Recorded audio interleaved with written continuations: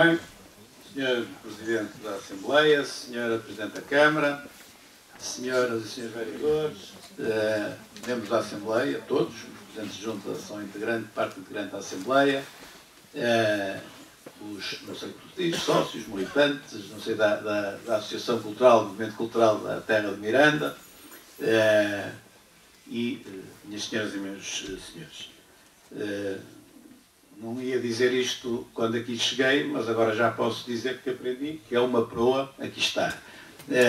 E, portanto, é com muito gosto que hoje aqui estou, dizendo o seguinte: eu, depois de ter saído das funções que tive durante uns anos, com grande exposição pública, determinei a mim mesmo o recato, durante um período de tempo, de não andar em intervenções públicas. Acho que eticamente é aconselhável ser assim. Abri uma exceção, e em Portugal, na nossa sociedade, toda a regra tem exceção, e abri uma exceção para vir aqui. Para vir aqui porque é um tema que eu tratei ainda enquanto deputado na Assembleia da República, por um lado, portanto, é uma continuidade de algo que já fiz, mas também porque é de elementar justiça nós evidenciarmos aquilo que se está a passar.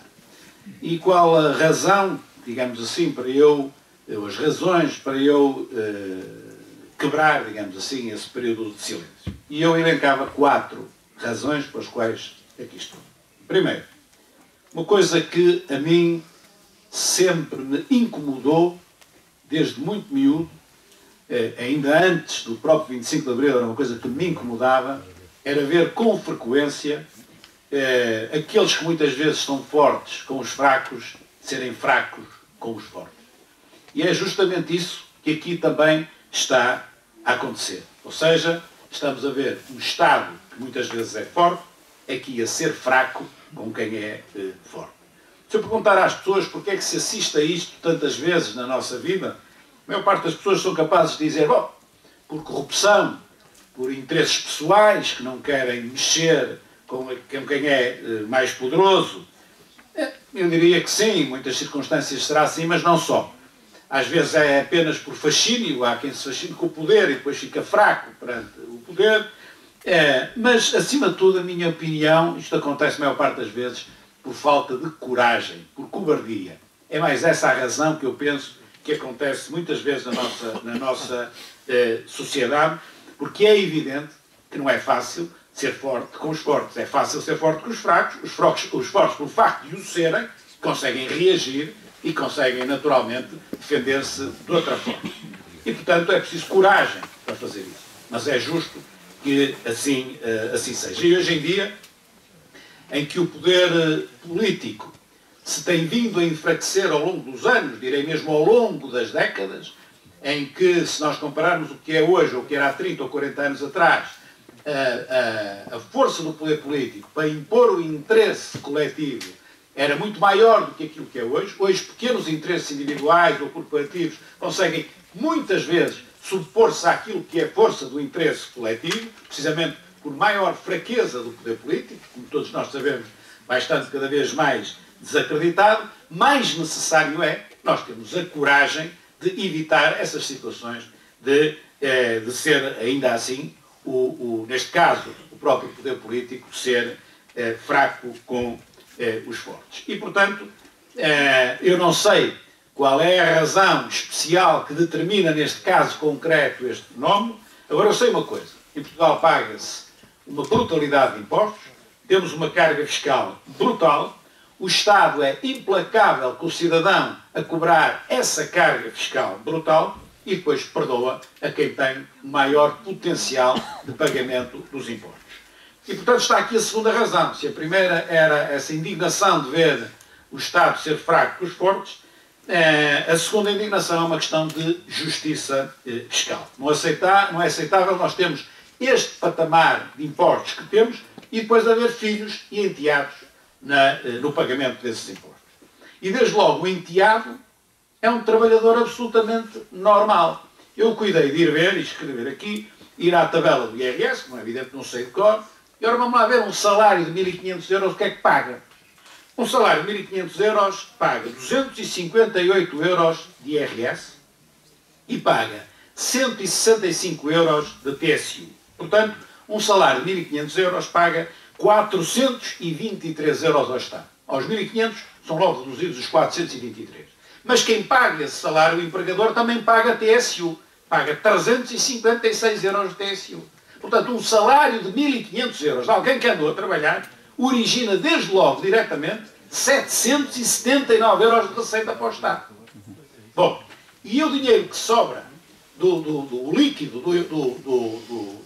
do trabalhador que ganhou os 1.500 brutos, esse líquido vai, naturalmente, vai fazer compras, aquilo que precisa de comprar, vai pagar os impostos indiretos. Vai pagar o IVA, vai pagar o ISP se não tem gasóleo, e, portanto, podemos dizer isto, não foi fazer as contas com todo o rigor, também não se consegue, porque depende dos produtos que cada um compra e da taxa de IVA inerente, mas uma coisa se pode dizer, um salário de 1.500 euros praticamente dará à volta de 1.000 euros de receita ao Estado de uma forma ou de outra.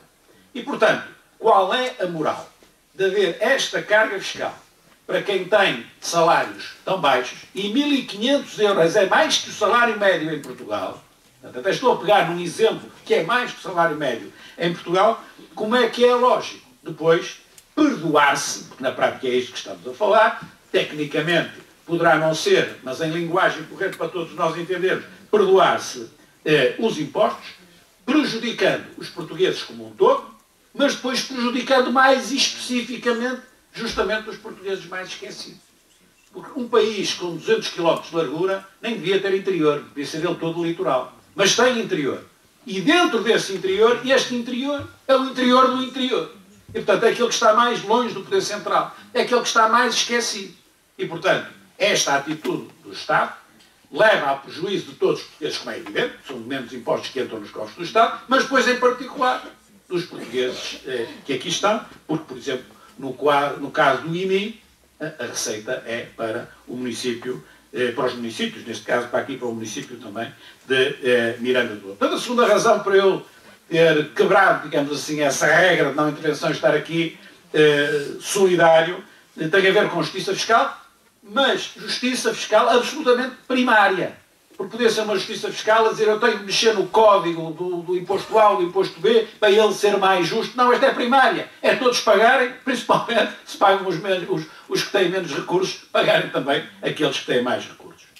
A terceira razão tem a ver com algo também, por força até um pouco da minha formação profissional, sempre me incomodou. E que tem a ver, no meu caso mais concreto, com as engenharias financeiras que muitas vezes eu vi fazer e trabalhei nos mercados financeiros e sinceramente não simpatizo nada, ou engenharia jurídica, que é mais o que está aqui em causa. Quando nós complicamos o que é simples, originamos sempre menos transparência e mais distância à realidade. Isto é uma regra. E, portanto, às vezes essas engenharias mais não visam do que isso. Mais opacidade e mais distância à realidade. E, em minha opinião, o que aqui se passa é rigorosamente essa situação. O que aqui se passa é isto. Ponto final. Há uma empresa, neste caso a EDP, não interessa, há uma empresa que vende a exploração de 6 barragens a outro. Ponto. Não tem mais dificuldade nenhuma.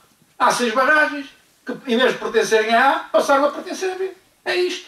Tudo o resto é confusão para tirar poeira para os olhos das pessoas. E, portanto, quando se faz uma simulação, que é isso na prática que se faz, uma engenharia jurídica revestida de opacidade, o que se pretende é chegar ao fim e que os impostos não sejam pagos. E se eu dei o exemplo há bocado de um salário de 1.500 euros, agora não estamos a falar de 1.500 euros, porque toda a gente aqui sabe o que é. E toda a gente aqui sabe que são 5.000 euros. E toda a gente aqui sabe que são 10.000 euros. E toda a gente aqui saberá o que são 30.000, 40, 50.000 euros. A partir de um dado número, algumas pessoas até já começam com dificuldade em entender do que é que se está a falar. Nem toda a gente entende o que é 1 milhão de euros. Nem toda a gente entende o que são 10 milhões. O que são 100 milhões. O que são 1.000 milhões. Aqui são 2.000 milhões e passa. É 2,2 mil milhões. Então, quem 1.500 euros pagam aquilo tudo que eu disse. 2,2 mil milhões de euros. Não pagam nada. Então, isto não tem rigorosamente pés nem cabeça e é uma simulação óbvia. Quando se cria uma empresa num dia, no dia seguinte se passa a exploração das 6 barragens, e as 6 barragens para essa empresa, nesse mesmo dia se vende a empresa, que um mês e meio depois é extinta, porque não serve para nada. E não é bem verdade. Quem a extinguiu diz que ela era redundante, se eu bem me recordo era essa a palavra, porque não, redundante é que não serve para nada. Não, serviu para tentar não pagar impostos. Agora, economicamente, empresarialmente, rigorosamente, não serve para nada, é uma simulação. E tudo isto feito com a cumplicidade do próprio Estado, que sabia que a empresa a criar uma empresa fantoche, na exata medida que a própria EDP explicou desde o início aquilo que ia fazer. Portanto, nem sequer escondeu, estava claro aquilo que ia fazer. E, portanto, aquilo que ia fazer não é uma reestruturação empresarial que encaixe nos estatutos de benefícios fiscais, é uma simulação para fugir aos impostos. O quadro fiscal português prevê que uma reestruturação empresarial não pague estes impostos. E bem, mas é para uma situação, imaginemos, de um grupo empresarial que tem 30 empresas e quer concentrar tudo aquilo que são as 30 empresas, imaginemos, em 20 empresas. E, portanto, não faz sentido que se pague impostos nessa concentração. Paga-se impostos nas receitas e nas mais-valias e nos lucros que depois daí vierem a ser gerados. Aquela simples operação não gera nada. E, portanto, é justo que a lei portuguesa contemple essa situação. Agora, o que não é justo é que se simule que é uma situação dessas quando verdadeiramente não é. Repito, é complicar o que é simples. Aqui estão 6 barragens, pertenciam a A e passaram a pertencer a B. Não tem mais dificuldade nenhuma, tudo o resto é para dificultar aquilo que é simples. E devo dizer, isto que eu agora vou dizer, dava 3 assembleias municipais com debates completamente distintos, mas para mim, e para mim com a experiência que eu tenho, quer da vida, quer política, que já vi muita coisa na vida, isto é próprio de uma sociedade doente. Isto que está a acontecer é próprio de uma sociedade doente, é uma sociedade que está a normalizar a hipocrisia. E uma sociedade que tudo isto é hipócrita. Toda a gente está a ver, não é? E nós aprendemos, ouvimos a historinha do rei Vai Nu quando éramos miúdos, não é? Do rei que ia nu. Toda a gente dizia que ele ia muito bem vestido e muito bonito. Depois há uma criança que grita, o rei vai nu. E depois tudo ali. Aqui o rei vai nu. Aqui também só falta a criança dizer na altura certa que o rei vai nu. Tudo isto é uma hipocrisia. E uma sociedade que chega ao patamar de normalizar a hipocrisia, não é só nisto, mas normalizar a hipocrisia, é uma sociedade que obviamente está doente e está doente nos seus valores. Última razão pela qual eu aqui estou, quarta, tem a ver com o meu apoio, a minha simpatia, direi mais a palavra simpatia, ao movimento cultural da Terra de Miranda. Porquê? Porque no eixo deste sobressalto cívico está naturalmente o empenho cívico do movimento. Sem esse empenho do movimento, tudo isto passaria mais despercebido, eventualmente até sem grande polémica e a injustiça ficava.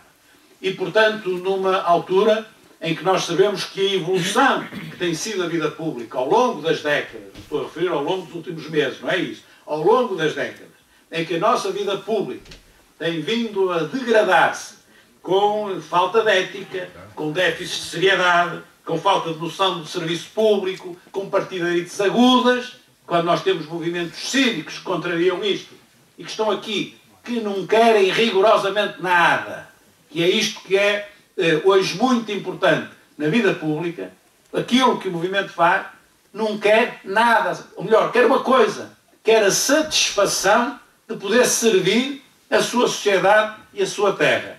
E isto tem um valor, como é evidente, um valor incalculável. E, portanto, hoje em dia, na sociedade, movimentos como este, que vão ainda restando, não muitos, por esse país fora, têm de merecer o nosso apoio e a nossa simpatia, porque é uma arma pequenina, escassa, mas é das armas que ainda temos para contrariar essa vida pública inquinada que nós temos vindo a construir, repito, ao longo dos últimos anos, eventualmente dos últimos 20 ou 30 e tal anos. E, portanto, eu posso não concordar com tudo, podem não ter a minha concordância, estes movimentos, com aquilo que defendem, como é evidente, mas terão sempre o meu respeito. E, portanto, é esse respeito que hoje também me trouxe até aqui. Muito obrigado.